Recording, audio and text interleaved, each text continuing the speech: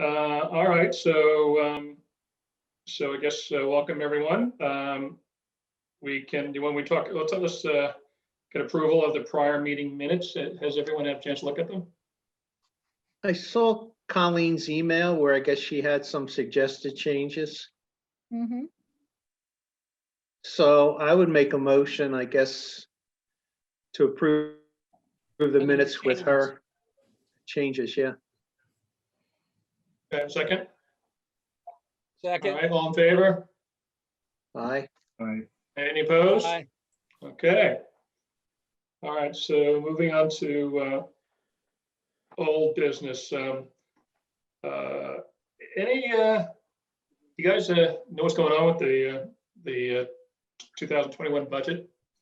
Kind of where things stand on that? The proposal from PAC is included in the budget projections Great. at this point. Still have another meeting tomorrow, and hopefully we're going to be close to pencils down and we'll move forward from there. Right. All right. All right. So I've got to. This can be relative. And I Go got a ahead. question. Sure. I have to leave at 5:30. Yep. Which won't be a quorum. So is there anything that, and probably this is a question for Stephanie, what impact does it have that if I leave before the meeting ends? 1, 2, 3. You still have 4 people out of 7. So it won't impact it. Okay, we're not Okay. going to be voting on anything anyway today. So we're just. Okay. So I think if we're diligent, we can get through most of this with follow-ups after the meeting. So I'm going to jump to the standard pension reports from Deb Breedy. I sent out that PowerPoint. I've gotten feedback from almost everybody. Does anybody have any comments, questions on that? I was late in reviewing it, and I did have a question. I believe it was where they're looking for historical data, and I'm not sure if it's germane, since we went from active funds to passive index funds, and Ken Wallace can help me with the date, but I think it was somewhere around 2017 or 18. And they want historical data back, 5, 10 years, when we haven't been in those funds for, we were in a completely different set of funds back then. So in my mind, it might be a moot point to have historical data for something we weren't in. Well, actually, what I was thinking was just the aggregate portfolio return, just the annual returns. So similar. I know, Joe, you calculated that average of 5.5. Yes. And I can't remember. And I think you might have gotten that from Breedy or something like that. No, I actually had actually that was back when we were in the task force Right. in 18, and I looked at the returns from various sources, including the data table that you put together, Right. and went through the calculations. So I got what was a net, quote unquote, net return. And that average was 5.5. Right. So, I mean, what I'd like to get is just the aggregate change in the value of the portfolio with But what do you weighted return. What do you use as a benchmark against that?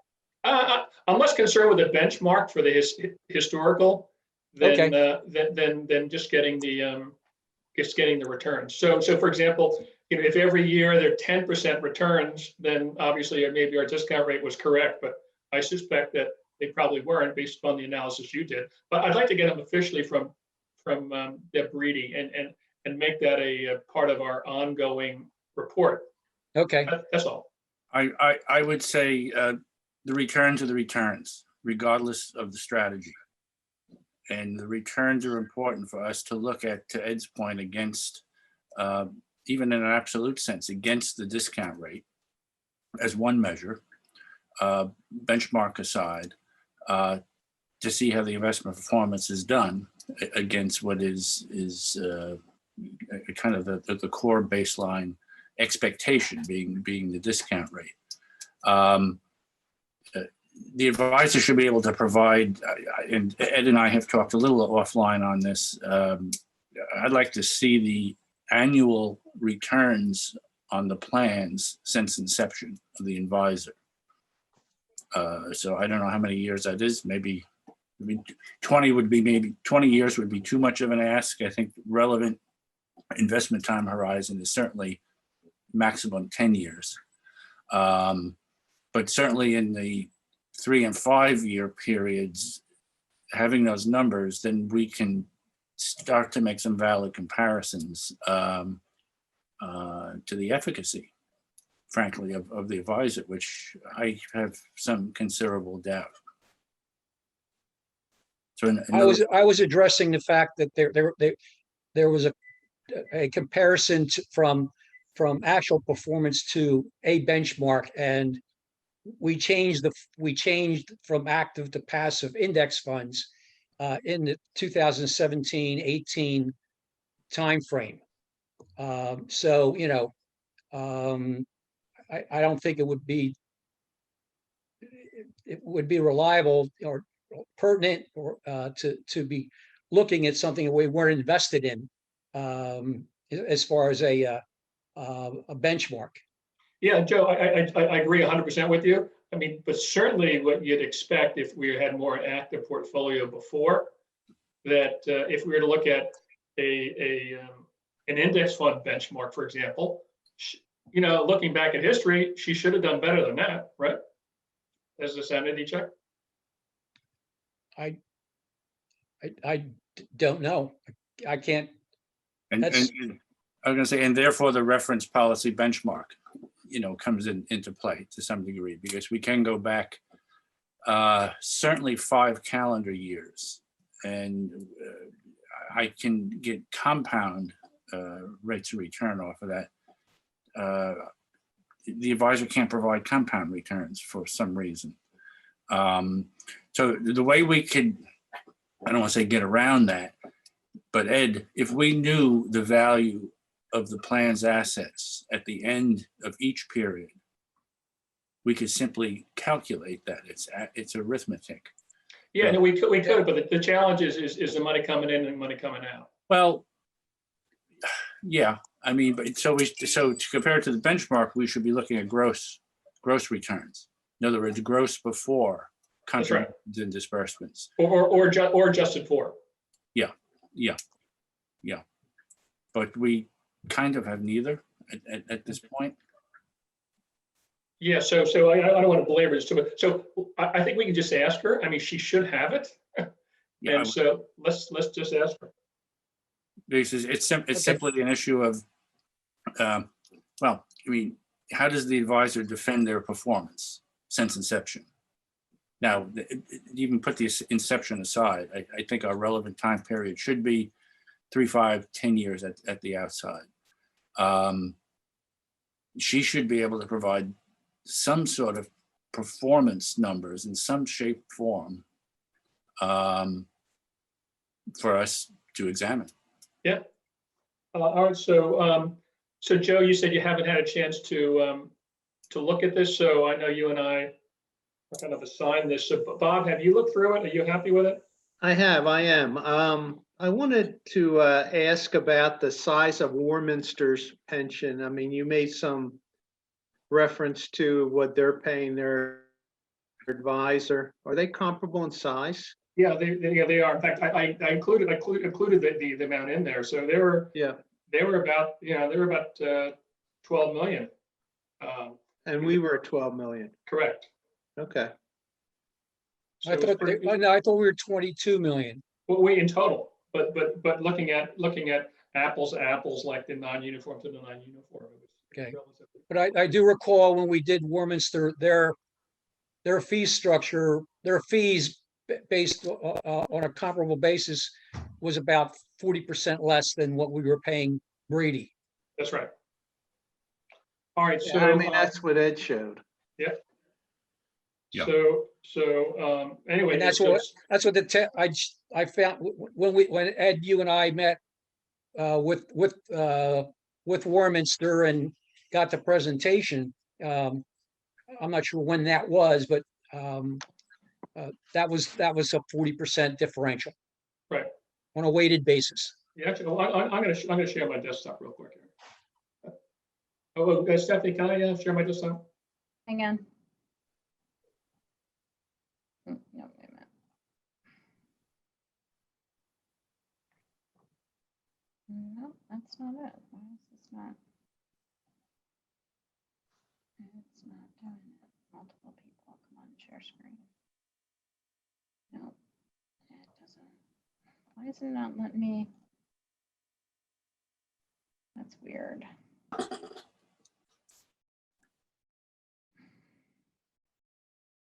Oh, by the way, just as an aside, Breedy's assets that she has under as an advisor is 1.2 billion. That was it from the Not letting me. interview for Forbes that was sent out that Right. I looked at. So Stephanie, is that one of the choices? It's not letting me, it wants, it's not letting me. It's not letting me, usually there's a thing that says allow others to share. Hang All right, on. well, I sent a PowerPoint, maybe you can share it. Huh? Can you share it? Yeah, just I a can pow- try. Hang on a second. Let me find your Okay, email and everything.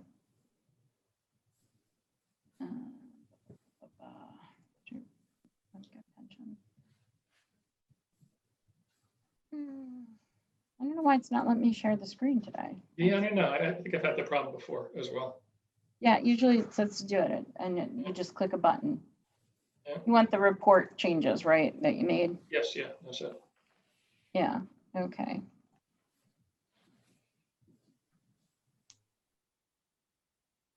Can you guys see that? Yeah, That's it. Yep.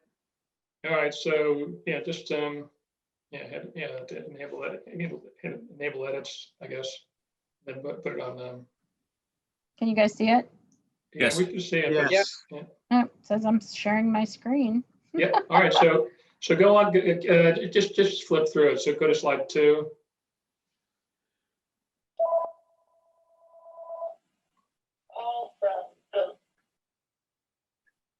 Do you want the one all the way at the end with Warminster or? No, just we're just gonna walk through it. So go to slide 2.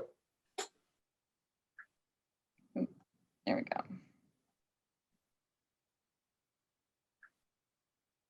Guess it's slow. So tell me to stop where you want me to stop. Yeah, well, just move this to the next slide. We're still on the page 2. page 2. We're still on page 1. Oh, this is page 1. Right, yeah, so go to, we're on the cover slide, just go to page 1. It doesn't seem to be moving. This is it. This is the order of the pages it came through on. Right, but can you move it to slide 2? This is the next page in the, what was sent.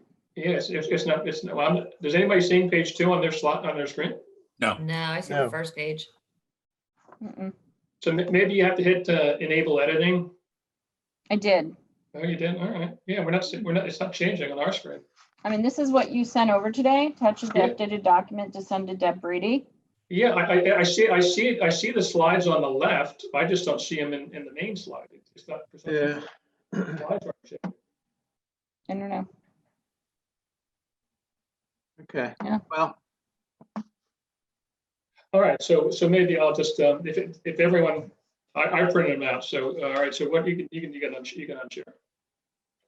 Is, all right, so on slide 2, basically, on the current report, no changes to pages 4 to 8. I don't think there's any disagreement with that one. Mm-hmm.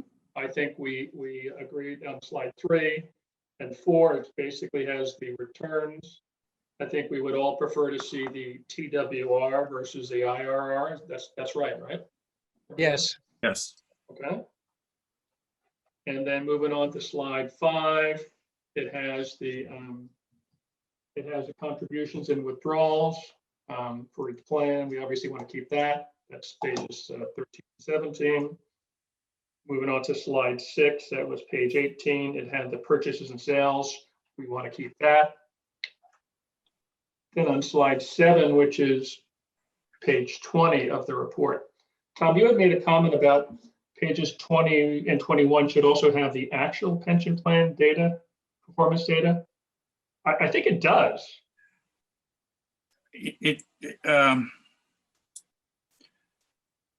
Well, so this is unweighted. So in other words, so we're looking at, I have this on my iPad. I'm following Okay. it, so Yep. I have to make it a little bit bigger.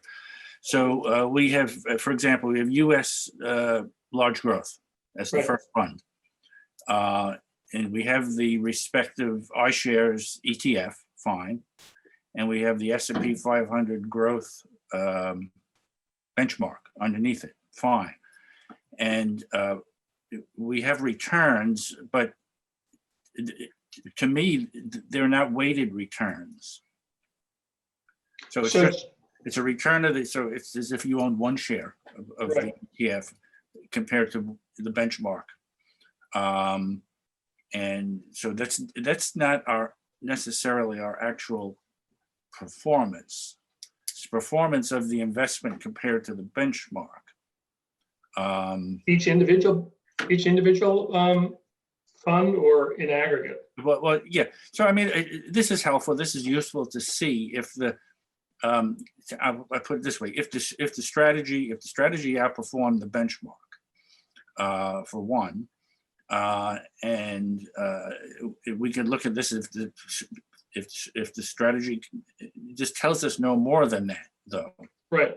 And so what comes up later, I think, I don't want to jump ahead of you. Yeah, so I think we'll come to that. So We'll come to the- yeah, we'll discuss that. So I think you're okay, because initially I had, I wasn't entirely sure, so I went Yeah. back. So certainly these are the individual funds that we own compared to a benchmark, Yes. which has some use. So That's fine. I'm okay with that. Are you okay with this? Tom, Yeah. you're okay? Yeah, okay. Yeah, it's All right. relevant. Yeah. Okay, all right, so then slide 7 and 8, I think we're all good with. And then slide 9. Slide 9 basically had the Warminster. Now, the one thing was nice about the Warminster is they had, for equities, they had, I think, Tom, to your point, they had the weighted average at the top. Yes. They had total funds for equity, non-uniform, Compared to a blended weighted benchmark. compared to a blended weighted benchmark, right? So certainly we would like to see this if it's possible, right? So right away, in this case, you could see that with the 2018 Warminster underperformed by 16 basis points in Right. 2018. Yep. So, I mean, that's a factual quantitative number that may require some qualitative explanation, but it's all there in 2 lines, very clear. So I guess we'd like to see this if we can get it, right? Yes. Okay, so we'll ask for this. Okay. Grand scheme thing, how much is 16 basis points on 12 million? 12 million, 15, 20,000. 20,000, yeah. Yeah, so for 1 year, it's not that big of a deal. No. Over time, it would be a problem if she continued to underperform. Yeah, if she continued to underperform, yeah, because you got 20 compounded, and then if she continued to do that year after year after year, it becomes That's a right. big number. Yeah, that's right. So I think having this, and also it's interesting to note here, is I think they underwent, they had a change in whoever their advisor was. So they didn't have the data before 2016, which, Joe, to your point, we may have the same problem in certain situations. right? That's why it behooves us to get the annual data from the That's current right. advisor, so we have it. That's as exactly a right. matter of record. That's Right. exactly right. That's exactly right. So in the future, yeah, so that, yeah, that's exactly right. So we should certainly get it. All right, so moving on to slide 10. Again, this is Warminster data. This is actually the first one, I guess, was, what was the first one? So anyway, it's the same thing. So I think we want that. And then on the next page, I was just gonna say, a feature of this table is that it does have the compound 3-5 year and since inception, right, which that's right.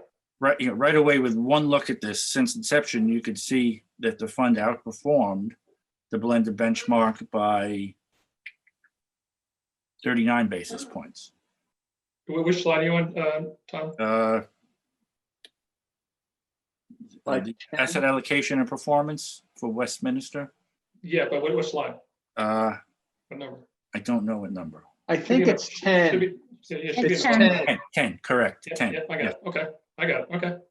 And so on the far right of that, you can see 1-3-5 year since inception. Yep. And so I said, just looking at the two lines, 5.36 versus 4.96 tells you that the funds, the Warminster funds, outperformed the benchmark by 39 basis points. Right. 50 grand. There you go. Yeah, and outperformance is good. I mean, That is good. that's what you want to see. All right, so moving on, slide 11 has the same stuff for the fixed income. Fixed income side, yes. Yep. All right, so then moving on to slide 12. Tom, you have some comments on this page? Yeah, so this is where we can get more out of, just other than just the disclosure of our individual investments against a benchmark. This should be what I would call a contribution report. So in other words, you take the S&P 500 blend, you take the weight we have in the portfolio times the return in the period, and that's the contribution to overall return. Right. And I think I explained this. I go through this, which Ed has put on here. So it's a matter of adding a few more columns. Again, it's arithmetic. But this would be done in Excel, right, Tom? It should be. It should be. So so then as we look up and down these lists of investments. Deborah, excuse me, but Deborah will not do Excel. We've asked this some time ago, and she was adverse to doing anything in Excel, and she quoted her quote unquote responsibilities under different, SEC reporting regulations that Excel is subject to being manipulated. Anyone can take what she outputs and change the numbers. So she was adverse to doing anything in Excel. So if it's simple arithmetic, it's maybe, or if she can't produce the report, if it's a simple calculation, then maybe we need to provide our own Excel spreadsheet if we so warrant it, and then protect it and save it as a PDF. So on this, Tom, I mean, I guess we have a couple avenues on that. I mean, we could ask for it, and if she's not willing to give it to us, then we could ask for the data and do it ourselves, I guess, technically, right? Technically, yeah, it's a bit of a job. I mean, simply put, we need to request a contribution to return analysis. Contribution to return, in quotes. She has to have some sort of software that does this. I get these reports from my two personal financial advisors every quarter. and they use canned, off-the-shelf attribution reports. So, this is something that's baffled me from day one here, and so I don't understand it, frankly. Yes, I mean, Tom, I mean, is there any way that you could, I don't know, take one of your reports, doctor it up a little bit, and or blind it in some way, and then we could cut and paste it in here, and just to show her kind of what we're looking for? Literally? I don't know. But give it some thought. Yeah. So so if, I mean, I prefer, I'm a big believer in the, pictures worth 1,000 words. So if we can give her an example of what we're looking for, and then just, briefly describe it, then she could say yay or nay, and we could also, if she says nay, then we can keep it for when we do the RFP next year and see if anybody else is willing to do it. Does it make sense? Yeah, and again, it's just so we have to do the analysis and tell her that, for example, the S&P 500 value detracted from our performance, and then we have to ask for an explanation of why. To me, it's so cart before the horse that it's frustrating. Yeah, no, I agree, but I think if we can just, I think there's been a lot of confusion over the last couple of years. If we can just literally show her what we're talking about, because I think, a lot of times we're having miscommunications with her. I mean, based on what you're saying, this should be, maybe she has it, she's just not understanding what we're saying. Okay. So even if you were to take like an Excel spreadsheet, maybe spend 20 minutes just doctoring one up, just to show her kind of what we're talking about.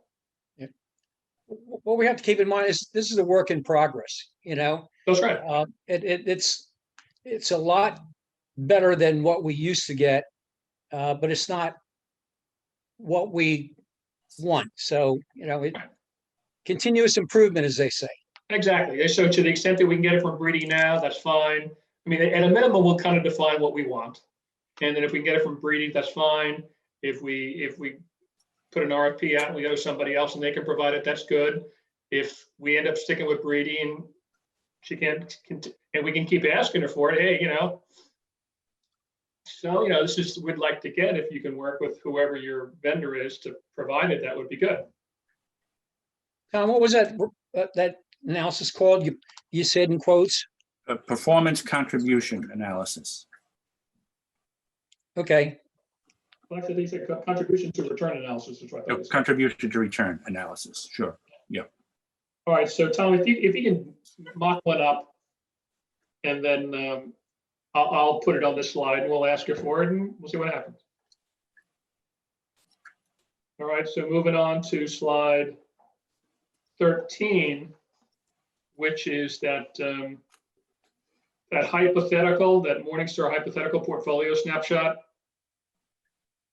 Tom, you didn't seem to be a fan of this. Well, I mean, it has use in the 3-month period. It might have use in the 1-year period, but I think it's useless on the longer term, because I don't know what the benchmark calculation is, and it's not clear, and because it's hypothetical, I frankly don't know what that means. So what I believe it means is that if we kept the same allocations that we have today and went back 3, 5, 10 years, this is what the returns would have been. That's my understanding. Yeah, so they're not actual returns. That's right. They're hypothetical, assuming the current allocation or sub-allocations that we have.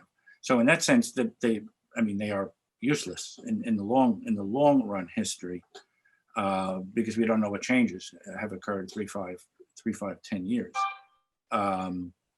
So this is the only spot in the report from the advisor that I can actually see 3-month and 1-year returns. because they don't show up anywhere else. Other than the snapshot we get from the uniform, non-uniform, and there's a bottom line number that shows up there. We don't see any other detail on longer term performance. Yeah, no, I agree. And I more or less came to the same conclusion. We had a discussion with Colleen about a year or two ago, and she had shown us some software her company uses. She had shown us similar analysis. And, I was more or less came to the same conclusion. So I get this, I was getting a sense from Colleen and maybe from Deb that this has some value. So, but maybe this is something that we can keep for now. And when we meet with Breedy again, we can just sort of ask her if, and then follow up with Colleen and ask Breedy and say, hey, what do you see as the value of this analysis? And if nobody thinks it's valuable, then we can just drop it. That's fair. Okay. All right. So then moving on to slide 14. This is what I think, Tom, you were talking about, is basically having the returns year to date, 1 year, 3 years, 5 years, 10 years, and life, and then for the actuals, and then contrasting that versus the benchmarks. Yes. And so, I know we've had a lot of discussions at various meetings, and and some a little bit of debate in terms of whether it's appropriate for us to have a blended benchmark or from page from page 22, or having an index only, which is the one that I think you developed, right, Tom? Yes. And so I'm inclined to have both. Yes. Bob and Joe, what do you think? I'm fine with it, doing both. Yep. Okay. All right. So certainly she should be able to provide. If she can't provide it going back for 10 years, certainly going forward, we should ask her if she can provide it starting now. And if she says she can't, then I think that's a problem. We should certainly be able to get the actual returns. Right. That should be the easiest. From everything I've learned and or I understand, she's probably never calculated a benchmark on an annual basis. So that's problematic. And if it hasn't been done, it's not going to be done, clearly. But that was one of our other asks in terms of the going forward of calculating a weighted benchmark, so we can compare. So we compare equity to fixed income, Right. And so that's part of this request. Go ahead.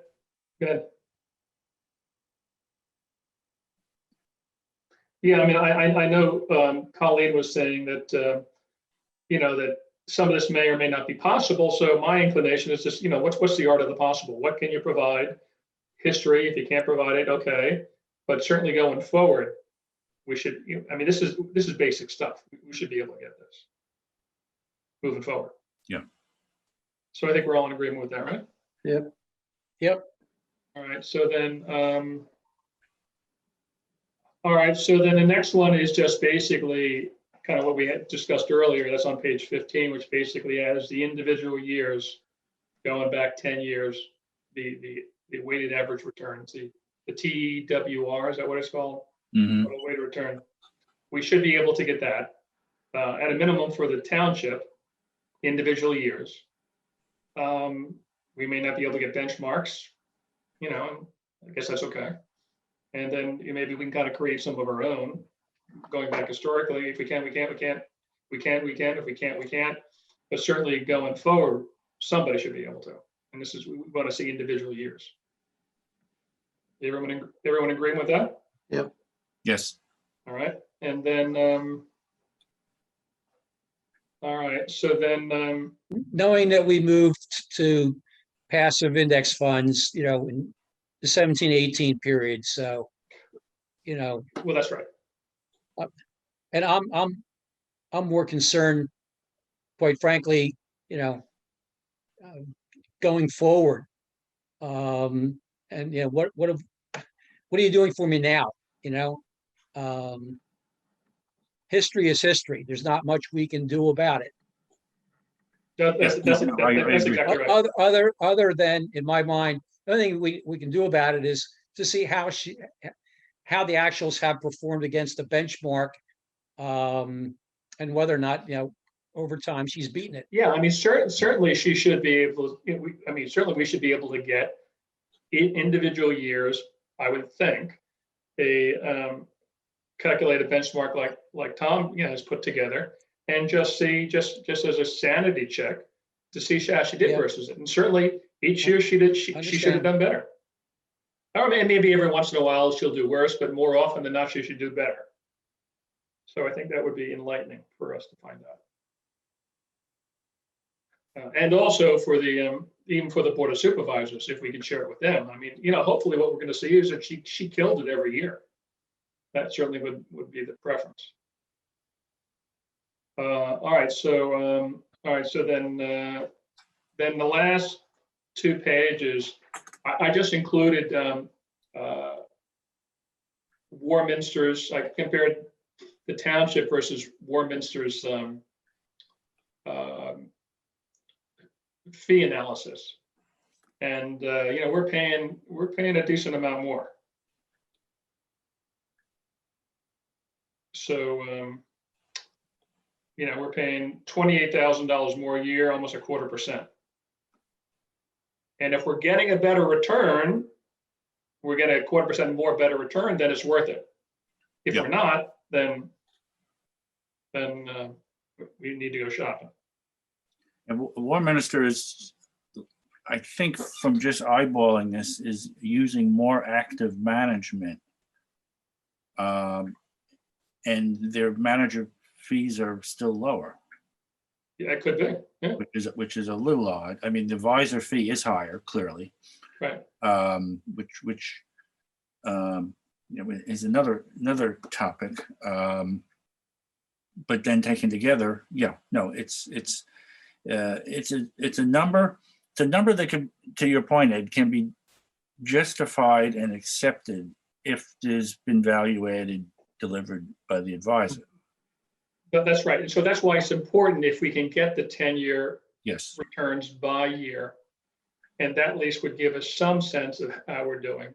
exactly. And because it's going to be when we go shopping with this RFP, we're going to have to take some of what they tell us on faith. Yeah. In terms of their performance, but so anyway, all right. So that's it.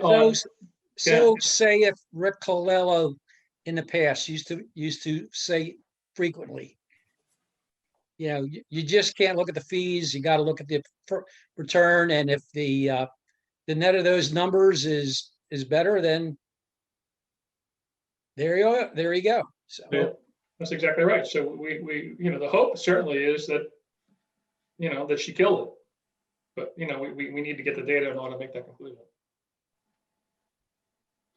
All right. So anyway, that's it on that. So so I think we got everybody's feedback, Joe. I'll try to connect with you to nail this down, and then what I'm thinking about doing is Stephanie, I guess you or Ken would send this to. We'd like to meet with set up a call with Deb, or maybe that guy. Who was that guy that we dealt with? I can't remember. One of her assistants. set up a Zoom. You were right, but she had somebody that we were interacting with. I have to get the guy's name, but I think it would be good. Nathan, that's right. Nathan, that's right. Is that we could send it to Deb and Nathan, and then Nathan's probably more of the Indian than the chief. And we can talk to Nathan and explain it to him, and he could explain it to Deb, and they can tell us what they can do, what they can't do. And then ideally, we'd like to get this put in place, at least have some enhancements for our December 31st report. So, Ken, Ken and Stephanie, I have Nathan's email. I can send it to him and copy you guys, or I can send it to you and you can send it to them. How would you like the communication to work? I think it would be better if it came from Ken to send it up to, Deb. Okay. That would be fine. for the township, you know. Yeah, that's fine. All right, so I will send this, once Joe and I finish it, tighten it up, we'll send it to Ken. And then Ken, ideally, I think it'd be good for us to kind of set up like a Zoom call or something like this, so we can, we can talk to them more precisely what we're looking for, so if they have any questions. And then they can tell us what they can do and what they can't do. Sure, just give me some dates that you folks would be available, and I'm sure Stephanie and I could line up the Zoom call. Or Great, perfect. Okay, so that's it on the report. So we'll move forward on that. Hopefully get that in place December 31st.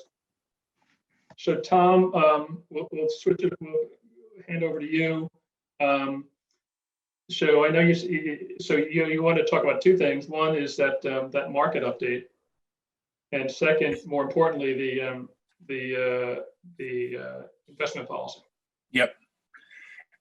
Yeah, the market update I sent out today late this morning, just in an email. It appears in the. Tom, just real quick, is that since Joe has to leave in 15 Yeah. minutes. 15 minutes. Yep, so yep. What do we want to cover with Joe? Yeah, well, all I'm gonna say 60 seconds on the thing, the item I sent today. It's something I've done in the past. It's just a snapshot of two things: the equity market performance, the MSCI Global Equity Index broken down by US, EFA, emerging markets, total equity, and then comparing the equity to the US alone. It's updated for third quarter, year to date through September, and 1 year trailing through September. The numbers are self-evident, and the only thing I would note is the U.S. continues to dominate the global equity environment. It's outperforming. The U.S. is outperforming the total equity index by 14 percentage points on a 1 year basis, and 13 percentage points on a year to date. So it's a very strong outperformance out of the U.S. So again, just for informational purpose, the lower part is the calculated, that I calculate for us, the reference policy benchmark, 65% weighted to the ACWI ETF, 35% weighted to the Barclays aggregate. Just shows what a 65-35 ETF reference policy benchmark would look like, again, for the same periods, updated for third quarter, year to date, and trailing 1 year. This will become relevant when we find out what our third quarter performance was for the plans, maybe by our next meeting. Again, this is just a high level sanity check, reality check to what a 65-35 looks like in the two investment world versus what the portfolio is actually generated. So we will come back to that when we see the third quarter numbers shortly from the advisor. Enough said on that. The investment policy statement I sent maybe 2 weeks or so out to everyone. And Ed and I had a small side discussion on a few items. You probably saw Colleen sent something along today, and she had some very relevant, good comments. And I miss her presence today at this meeting because some of those are worth walking through, and we can certainly come back at the next meeting to that. I did take a one-time quick look at her comments, many of which are easily incorporated into this, and I get it. One or two things were a little more involved, and one concerning, this document was constructed based on two things. I worked off of I'd say the current IPS, but it is in fact the proposed draft IPS, which is mostly the body of what was the prior IPS. And I tried to utilize as much as I could from that, cutting and pasting.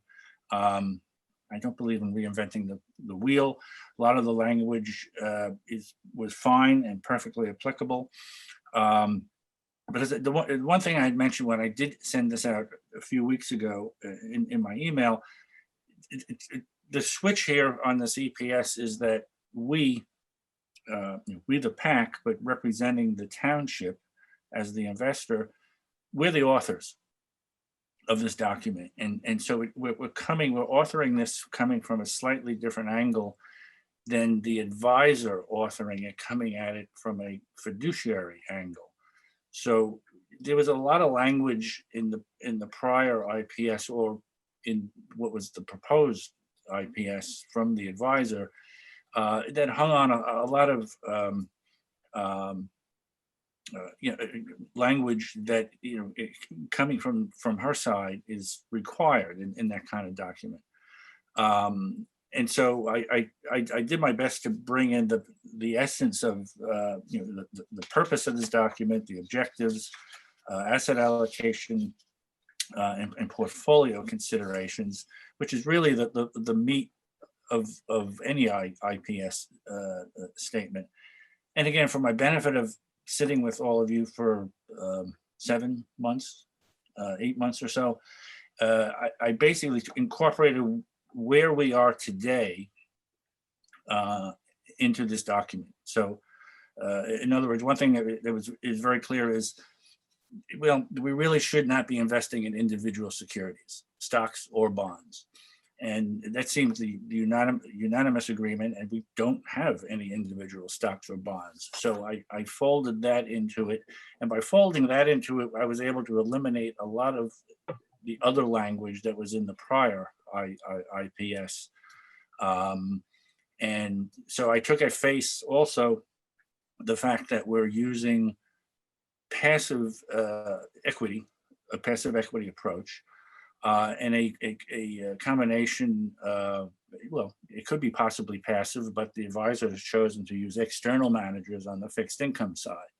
So I incorporated that into this document in terms of where we are as a snapshot right now. One of Colleen's comments was, well, maybe we should keep the language to have more flexibility, that we can not just be restricted to passive equity, but have the opportunity to use external equity managers at some point. And so she may be better, next time we see her and have her in our meeting, she may be, in a better position to talk that point of view. But again, I tried to reflect everything I've learned from all of you in the last number of months, and pulled in, I thought, the most relevant aspects of the current document.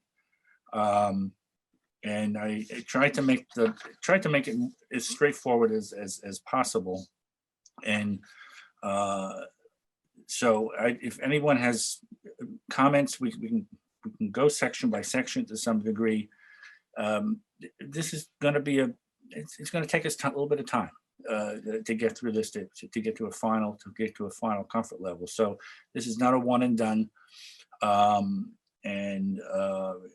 So after today's meeting, whatever comments, whatever I can incorporate from Colleen, Ed and I had a side discussion earlier, and just some of this is clarity. And so in my part, I'm writing this, and I don't want to over assume knowledge or interest in the markets or in some of this terminology.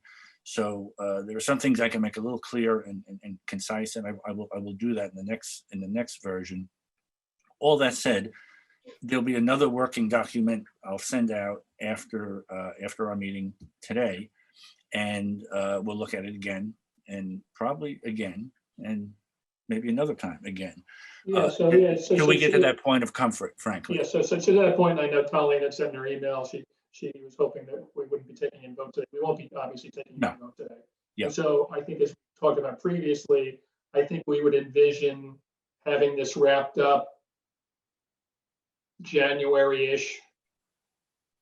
So after we go through a couple iterations and et cetera, and that certainly at some point, as Stephanie pointed out, this will have to go through the solicitor, et cetera, et cetera. And then once that happens, Stephanie will have to figure out what happens first. It goes to the solicitor first, or it goes to the board of supervisors first. But anyway, at some point, we'll have to present this to the board of supervisors and kind of explain to them what this is, what's important, the changes we think are important, and then ultimately they're going to have to vote on this Yes. and sign it. Yeah, no, it has to be authorized. Yep. So Joe, we only have you for a couple minutes. Do you have any thoughts? The only observation I have right now is with Tom's comment about passive equity. You know, I think Colleen's comment, I mean, we shouldn't pigeonhole ourselves. We currently are there, all passive equity index funds, but I don't think we should preclude using active funds and or managers. Yep. So that's A simple two- change of the language will give us that flexibility, but it basically gives the flexibility to the advisor. If they have the advisor, it could be Breedy, it could be anybody in that role. If they have 2 or 3 outside equity funds they've used for years and have had a high degree of success with, well, we'd love to participate in that, clearly. So, I mean, to your point, Joe, the language can be set that it gives us that optionality. Yeah, so I agree with that as well. And so to the extent that we kind of frame it, so I know working with Vanguard, which is a big big believer in index, is et cetera. The guy I work with basically, advised me to get more active managers on international equities and on some of the bonds. It's just some fraction of it, but those were the 2 areas that he recommended, and I gradually took his advice, took more of it, not all my portfolio, but some of it to kind of give myself a little more turbocharged. But so anyway, I think it's probably okay for the township, but again, it's going to have to be the township that decides how much risk it wants to take on, certainly with our advice. So the only other thing I gotta say, Tom had mentioned, him and I talked earlier. So we talked about a couple of things on here, and one of them, for example, is just making it clear in the document that it's really the township, the investor, who's making the decision, certainly with our advice. And so that's one thing that we want to make sure it's abundantly clear in this stuff and the IPS. So Joe, anything else? I just wanted the other side comment. I completely understand why it had a Breedy slant, because she probably wrote it for the township. Well, she did. She did. This was the draft. Now we're taking ownership and making it generic so that it'll fit any advisor. Yes. Right. Yes. No, exactly, Joe. And so she wrote it. Well, in lieu of, we had, I don't know what the history is. You certainly. Well, actually, we actually, what happened is we earlier in the year, we told her we wanted to start working on this. I think it might have been in the March timeframe. We asked her if she could take a crack at it. She did. She actually, she spent a lot of time on coming up with what she sent us, and what Tom based this document on is what Deb provided us sometime in the second quarter. Yeah. Okay. Yeah. No, the bones. So I put meat on the bones, so to speak. But the bones did come from the original document, and as I said, I'm not fond of reinventing the wheel. Neither am I a lawyer. So I tried to extract as much of relevance from that document. And so it was very helpful in that sense of kind of getting this going in terms of the big picture topics and kind of filling in some of the details. And again, what my interpretation is some of the realities that I've experienced in the 7 or 8 months of being with all of you. And so it's a matter of tightening that up. But to this passive active equity thing, we want to give ourselves enough optionality at the same time. We don't want it to be overly restrictive. So that's easy. That's an easy change to be feathered in here, quite honestly. Yeah, so that's something that I think we'll maybe try to talk about at our next meeting, so that everyone can come prepared. You're leaving, Joe? Yep, I All gotta right, so go. happy birthday. So just real quick, is at our next meeting, if you can come prepared to have more definitive thoughts on how we can describe what level of active management we would like. Okay, All right? So see ya. Have a good time. ciao, dobranoc. Yeah, so everyone, so, so yeah, certainly Colleen will have an opinion on it as well. So, yeah, she can help us frame. I don't know if Ed, if you had a chance to see Colleen's. I took a look at them. And I appreciated the way she, tactically placed her comments in the document. So I will take each one of them into consideration. And I said, maybe one or two of them warrants further discussion. Yep. Many of them are fully agreeable and easy edits, into this document. Yep. But I appreciate her comments. Bob, you have any thoughts? Can you do a track changes I'm good. in the document? That might be helpful for everybody. Well, I possibly could, but I don't know if I can. Technically, quite honestly. I can give it a shot. My technical skills are not what they should be, perhaps. Or maybe just even if you're going to incorporate something from, say, Colleen, one of her comments, and you change the wording to incorporate it, maybe highlight it in yellow or something. Here's, a change from the prior document. right. Yeah. So people can see, like, if you're adding 2 sentences to a paragraph. Yep. Maybe you could highlight it or put it in a different No, color type or something to show that this is something that's been added, or this is something that's been deleted, That's just so been people changed can from the see prior. where we started, and kind of, because my guess is this will get, we'll probably be through 3 iterations of it by the time we get to a final document that is shareable to the solicitor and the board. Mm-hmm. Yep. No, I think that's fair. No, I will do my best to, as we go step to step, highlight the changes made. So when I present you the next document, I'll highlight the changes made in that document. We'll just call it track changes, Yep. but we know what we're talking about. We'll track them. Yep. All right, Okay. so Stephanie, real quick I guess just thinking about process is when we're ready to bring this forward to the Board of Supervisors, I guess we present it to them first, and then they'd have the lawyer look at it, or is it vice versa?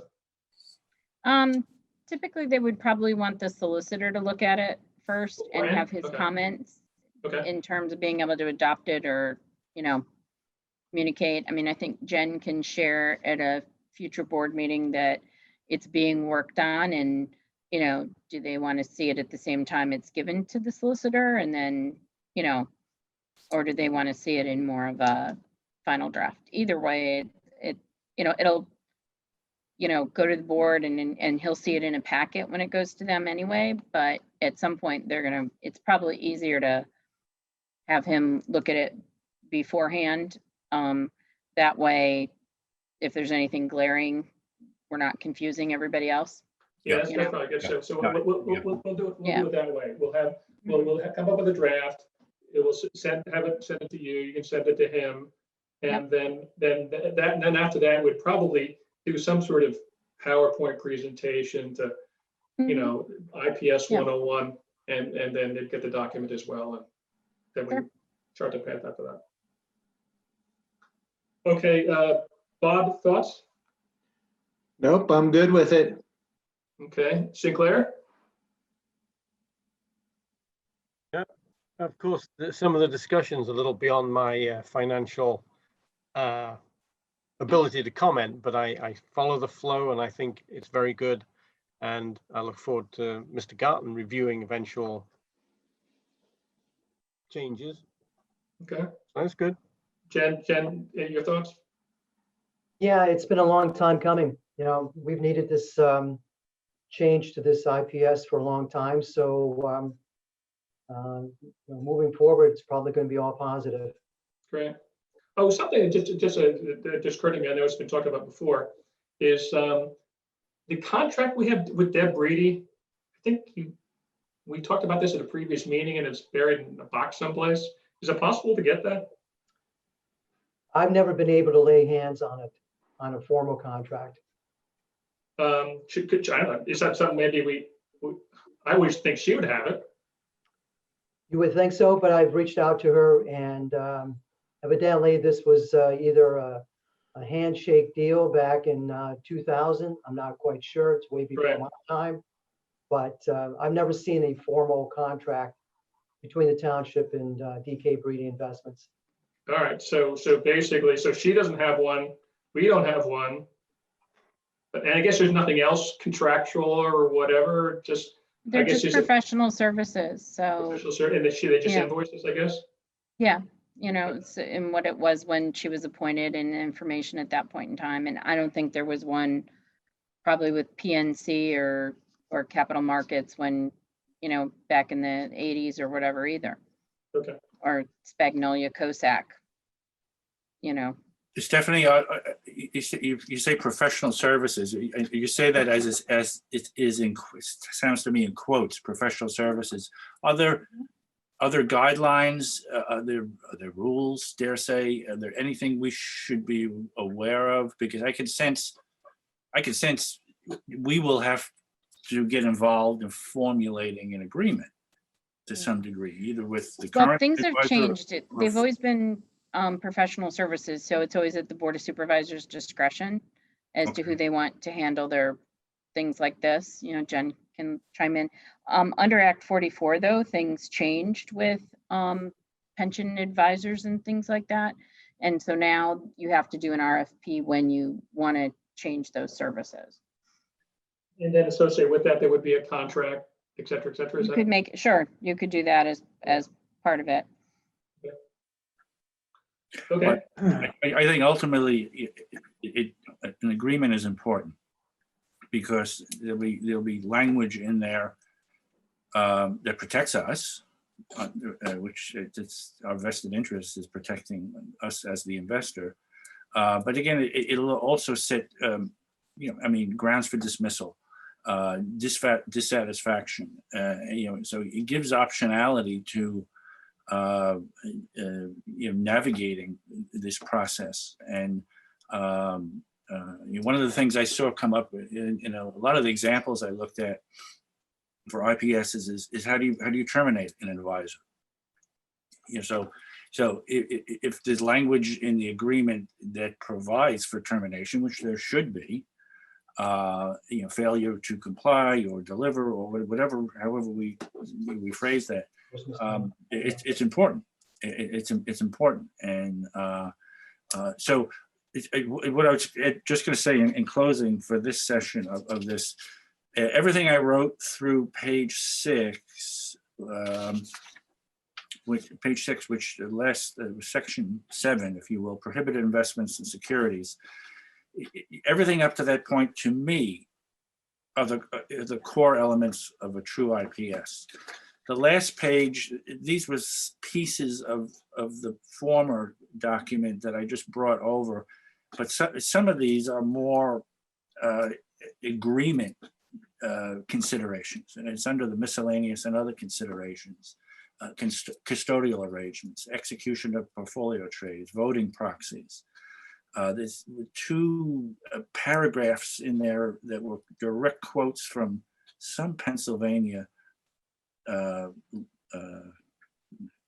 law, specifically authorized in prudent man rule. These are not investment policy issues, but certainly come into play in the agreement phase. So this is something we may have to flesh out and pull apart a little bit, perhaps with the help of counsel when we get to that point. But some of these are best dealt with in an agreement format, I believe.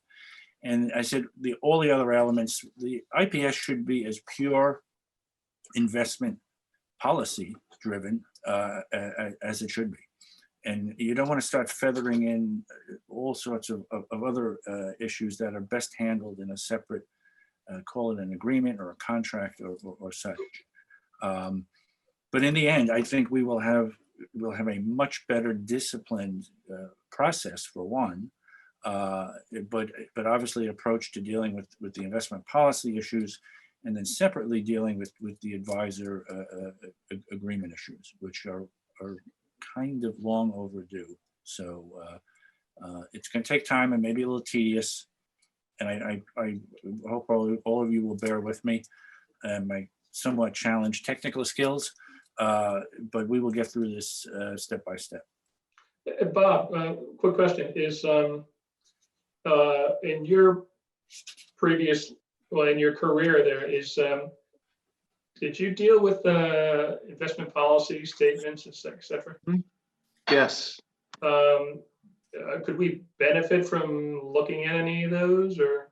I'll tell you what, I will go online and send it out. I don't think that it would hurt. Okay. And then, what about contracts with the investment advisors? Did you guys have contracts? Yes. Yes. So, Ed, I'm skipping ahead, but I don't like to reinvent the wheel either. I noticed in a newspaper ad that Abington Township is about a month ago advertised for investment advisor services. Okay. And perhaps we could make a contact there. I would assume that their requests for proposals have been answered by now. Yeah. And maybe we could make a contact with Abington. I can't, but maybe Stephanie or somebody from the township could. Yeah, I was good. Get a copy of the RFP for investment services, and also what kind of responses they got and what kind of investment policy they gave in their RFP. Yeah, I think that's a great idea. It's actually, I wrote myself a note as we were kind of talking before, is Stephanie, maybe not just to Abington, but maybe to other townships, reaching out to find out what the current state of the art is for surrounding townships about IPSs and contract agreements. Would that be possible? Yeah, we can ask. I think it would be better to stay with the municipal realm, make sure that we're matching up. Yeah, well, that's what I'm talking about. Yeah. Yes, yeah, any municipal, yeah. If you could do that, that'd be great. Yeah, so I agree with you, Bob. So we'll try to leverage that. And then, yeah, so I guess Stephanie, you'd be able to get back to us next meeting in terms of what's available, what's not. Mm-hmm. Okay. Jen Herring, thoughts? No, I don't have any. You guys are doing great. It's really interesting to listen to the process. I am a little shocked we don't have a contract with Deborah Brady, but we can fix that, right? Yep. Okay, so I think that's it. So, I know, so we got to figure out, and I know, I guess Bob and Joe, I assume, provided Tom with whatever feedback you had. But if anybody has any feedback, please send it to Tom. And so Tom will, pull that together, and then we'll have a kind of a revised draft. And then we'll, at the next meeting, hopefully we'll have information. So again, provide any feedback between now and then. Next meeting, we'll have the revised draft. We'll also have maybe some examples of one of the townships. We'll quickly look through those, and people can have homework to go back and look through those. And then we can come up with another enhancement. Every iteration's an improvement. That's right. And so that's a kind of our December meeting. And so sometime in January or February, we'll forward it to when we're ready. Assuming Tom doesn't decide to take a trip around the world or like that, is, we'll have something to go to the solicitor and then we'll move on from there. Or run away from the pack. No. All right, any other issues for today? Yeah, Ed? Yeah. I went on the web and I downloaded Warminster Township's financial statements for 2018.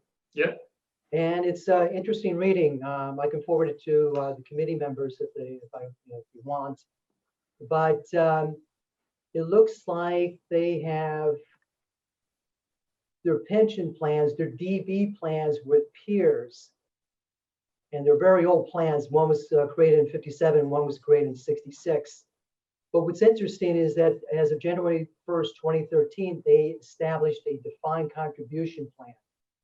And if you read further into the notes, that's what looks like PFM is managing, is their defined contribution plan. Now, I'm not familiar with peers, but I believe that's a very large retirement plan that has like billions of dollars of assets. And a couple other notes here that they have, as of 12/31/18 now, they have like 69 active members. They have looks like 103 inactive members collecting benefits, and it has their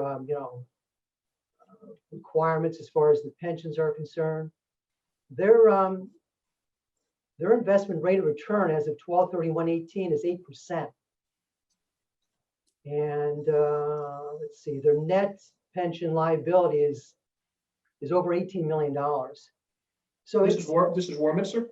Yeah, this is Warminster Township. Okay. So like I said, I can forward this off to the committee members if you want me to. That'd be great. It's very, very interesting. Their total pension liability is $54,628,600. So Ken, what you said, they have, they are using PEERS, which is the Pennsylvania State Education Group. I'm not sure, Bob, Yeah. can you, is it the Pennsylvania Public Employee Retirement Systems?